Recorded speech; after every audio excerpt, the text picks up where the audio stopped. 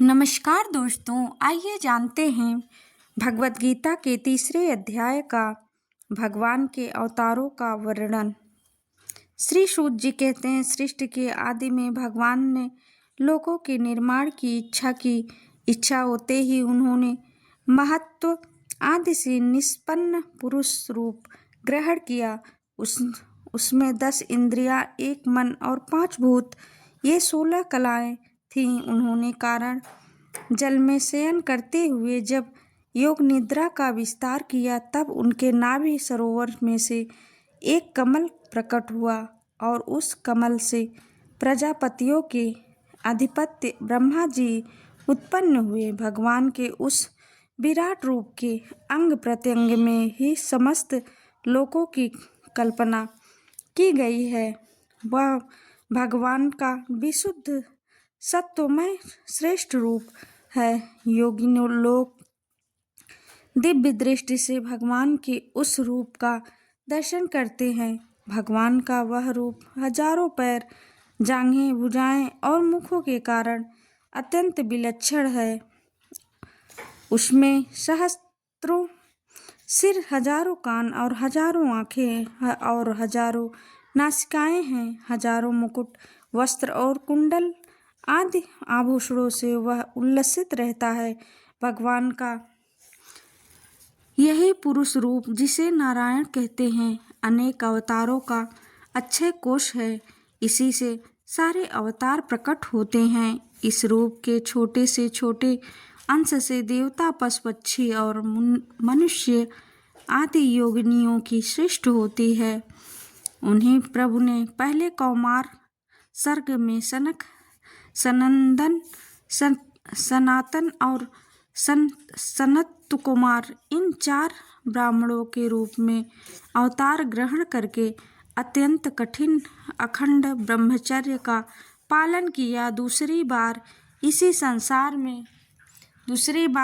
संसार के कल्याण के लिए समस्त यज्ञों के स्वामी उन भगवान ने ही रसातल में गई हुई पृथ्वी को निकाल लाने के विचार से शुकर रूप ग्रहण किया। ऋषियों की सृष्टि में उन्होंने देव ऋषि नारद के रूप में तीसरा अवतार ग्रहण किया और सात्व तंत्र का, जिसे नारद पाशरात कहते हैं, उपदेश किया। उसमें कर्मों के द्वारा किस प्रकार कर्म बंधन से मुक्ति मिलती है, इसका वर्णन है। धर्म पत्नी मूर्ति के गर्भ से उन्होंने नर नारायण के रूप में चौथा अवतार ग्रहण किया। इस अवतार में उन्होंने ऋषि बनकर मन और इंद्रियों का सर्वथा संयम करके बड़ी कठिन तपस्या की। 5वें अवतार में वे सिद्धों के स्वामी कपिल के रूप में प्रकट हुए और तत्वों का निर्णय करने वाले सांख्य शास्त्र का, जो समय के फेर से लुप्त हो गया था, आसुर नामक ब्राह्मण को उपदेश किया। 7वीं बार रुच प्रजापति की आकृत नामक पृथ्वी से यज्ञ के रूप में उन्होंने अवतार ग्रहण किया और अपने पुत्र याम आदि देवताओं के साथ स्वयंभू मनवंतर की रक्षा की। राजा नाभ की पत्नी मेरु देवी के गर्भ से ऋषि भेद के रूप में भगवान ने 8वां अवतार ग्रहण किया। इस रूप में उन्होंने परमहंसों का वह मार्ग, जो सभी आश्रमियों के लिए वंदनीय है, दिखाया है। ऋषियों की प्रार्थना से 9वीं बार वे राजा पृथु के रूप में अवतीर्ण हुए। शौनक आदि ऋषियों, इस अवतार में उन्होंने पृथ्वी से समस्त औषधियों का दोहन किया था। इससे यह अवतार सबके लिए बड़ा ही कल्याणकारी हुआ। चाक्षुष मनवंतर के अंत में, जब सारी त्रिलोक की समुद्र में डूब रही थी, तब उन्होंने मत्स्य के रूप में 10वां अवतार ग्रहण किया और पृथ्वी रूपी नौका पर बैठाकर अगले मनवंतर के आधिपत्य वैवस्व मनु की रक्षा की, जिस समय देवता और दैत्य समुद्र मंथन कर रहे थे। उस समय 11वां अवतार धारण करके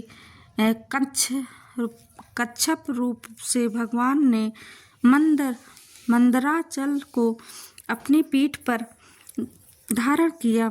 12वीं बार धन्वंतरी के रूप में अमृत लेकर समुद्र से प्रकट हुए और 13वीं बार मोहिनी रूप धारण करके दैत्यों को मोहित करते हुए देवताओं को अमृत पिलाया। 14वें अवतार में उन्होंने नरसिंह रूप धारण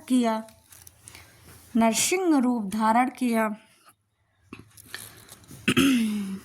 और अत्यंत बलवान दैत्यराज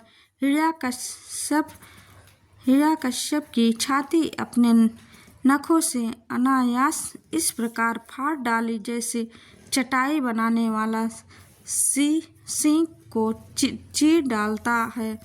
15वीं बार वामन का रूप धारण करके भगवान दैत्यराज बल के यज्ञ में गए। वे चाहते थे त्रिलोकी का राज्य, परंतु मांगी उन्होंने केवल 3 पग पृथ्वी। 16वें परशुराम अवतार में जब उन्होंने देखा कि राजा लोग ब्राह्मणों के द्रोही हो गए हैं, तब क्रोधित होकर उन्होंने पृथ्वी को 21 बार क्षत्रियों से शून्य कर दिया।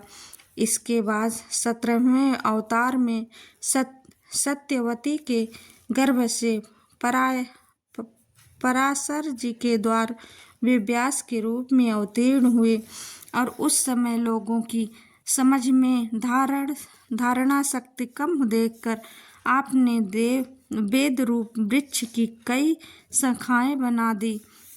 18वीं बार देवताओं का कार्य संपन्न करने की इच्छा से उन्होंने राजा के रूप में रामा अवतार ग्रहण किया और सेतु बंधन, रावण वध आदि वीरतापूर्वक बहुत सी लीलाएं की। 19वें और 20वें अवतारों में उन्होंने यदुवंश में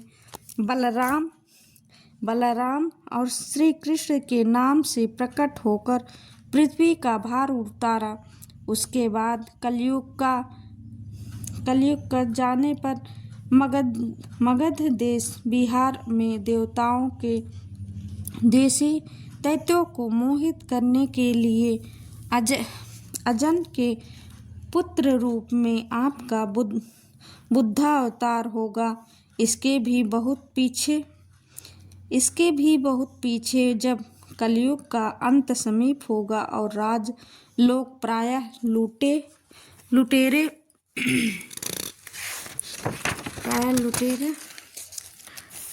हो जाएंगे, तब जगत के रक्षक भगवान श्री विष्णु यश नामक ब्राह्मण के घर कल के रूप में अवतीर्ण होंगे। शौनक आदि ऋषियों जैसे अगाध सरोवर से हजारों छोटे छोटे नाले निकलते हैं, वैसे ही सत्वनिधि भगवान श्री हरि के असंख्य अवतार हुआ करते हैं। ऋषि मनु, देवता, प्रजापति, मनु पुत्र और जितने भी महान शक्तिशाली हैं, वे सब के सब भगवान के ही अंश हैं। वे सब अवतार तो भगवान के अंशावतार अथवा कलावतार हैं, परंतु भगवान श्री कृष्ण तो स्वयं भगवान अवतारी ही हैं। जब लोग दैत्यों के अत्याचार से व्याकुल हो उठते हैं, तब युग युग में अनेक रूप धारण करके भगवान उनकी रक्षा करते हैं। भगवान के दिव्य जन्मों की यह कथा अत्यंत गोपनीय रहस्यमयी है, जो मनुष्य एकाग्र चित्त से नियम पूर्वक सायंकाल और प्रातःकाल प्रेम से इसका पाठ करता है वह सब दुखों से छूट जाता है। प्राकृतिक स्वरूप परहित चिंतनमय भगवान का जो यह स्थूल जगदाकार रूप है, यह उनकी माया के महत्वादि गुणों से भगवान में ही कल्पित है। जैसे बादल वायु के आश्रय रहते हैं और धूसरपना धूल में होता है, परंतु अल्पबुद्धि मनुष्य बादलों का आकार आकाश में और धूसरपने का वायु में आरोप करते हैं, वैसे ही अविवेकी पुरुष सबसे साक्षी आत्माओं में स्थूल दृश्य रूप जगत का आरोप करते हैं। इस स्थूल रूप से परे भगवान का एक सूक्ष्म अव्यक्त रूप है जो न तो स्थूल की तरह आकारादि गुणों वाला है और न ही देखने सुनने में ही आ सकता है। वही सूक्ष्म शरीर है। आत्मा का आरोप या प्रवेश होने से यही जीव कहलाता है और इसी का बार बार जन्म होता है। उपर्युक्त सूक्ष्म और स्थूल शरीर अविद्या से ही आत्मा में आरोपित है। जिस अवस्था में आत्मस्वरूप के ज्ञान से यह आरोप दूर हो जाता है, उसी समय ब्रह्मा का साक्षात्कार होता है। तत्वज्ञानी लोग जानते हैं कि जिस समय यह बुद्धि रूपा परमेश्वरी की माया निवृत्त हो जाती है, उस समय जीव परमात्मा नंदनमय हो जाता है और अपनी स्वरूप महिमा में प्रतिष्ठित होता है। वास्तव में जिनके जन्म नहीं है और कर्म भी नहीं है, उन हृदयेश्वर भगवान के अप्रकृत जन्म और कर्मों का तत्वज्ञानी लोग इसी प्रकार वर्णन करते हैं, क्योंकि इनके जन्म और कर्म वेदों के अत्यंत गोपनीय रहस्य है। भगवान की लीला अमोघ है। वे लीला से ही इस संसार का सृजन का पालन और संहार करते हैं, किंतु इसमें आसक्ति नहीं होती। प्राणियों के अंतःकरण में छिपे रहकर ज्ञानेंद्रिय और मन के नियंता के रूप में उनके विषयों को ग्रहण भी करते हैं, परंतु उनसे अलग रहते हैं। वे परम स्वतंत्र हैं। वे विषय कभी उन्हें लिप्त नहीं कर सकते हैं।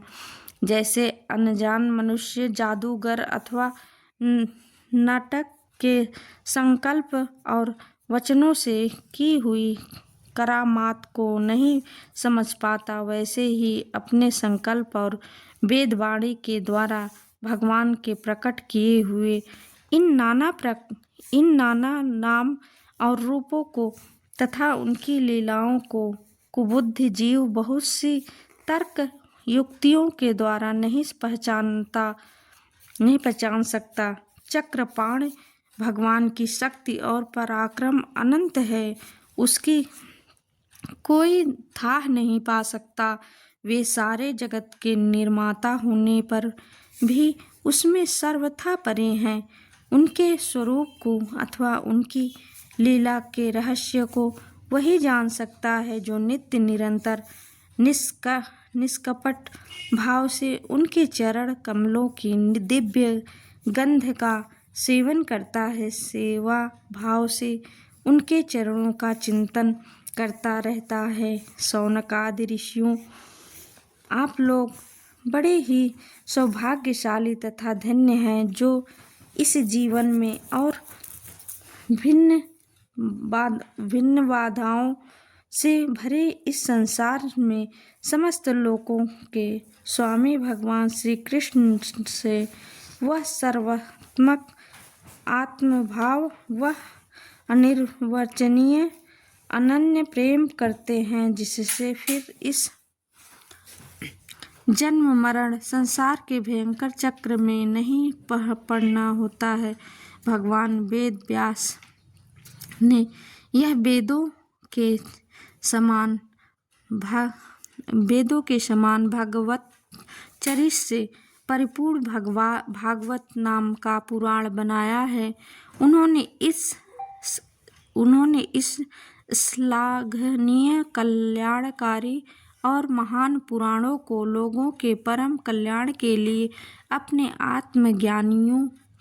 ज्ञानियों शिरोमणि पुत्रों का ग्रहण कराया। इसमें सारे वेद और इतिहासकारों का सार संग्रह किया गया है। सुखदेव जी ने राजा परीक्षित को यह सुनाया। उस समय वे परम महर्षियों से घिरे हुए आमर अनशन का व्रत लेकर गड़ा तट पर बैठे हुए थे। भगवान श्री कृष्ण जब धर्म ज्ञान आदि के साथ अपने परम धाम को पधार गए, तब कलयुग में जो लोग अज्ञानी रूपी अंधकार से अंधे हो रहे थे, उनके लिए यह पुराण रूपी सूर्य इस समय प्रकट हुआ। शौनक आदि ऋषियों जब महातेजस्वी श्री सुखदेव जी महाराज वहाँ इस पुराण की कथा कह रहे थे, तब मैं भी वहाँ बैठा था। वहीं मैंने उनकी कृपापूर्ण अनुमति से इसका अध्ययन किया। मेरा जैसा अध्ययन है और मेरी बुद्धि ने जिस प्रकार इसको ग्रहण किया है, उसी के अनुसार इसे मैं आप लोगों को सुनाऊंगा।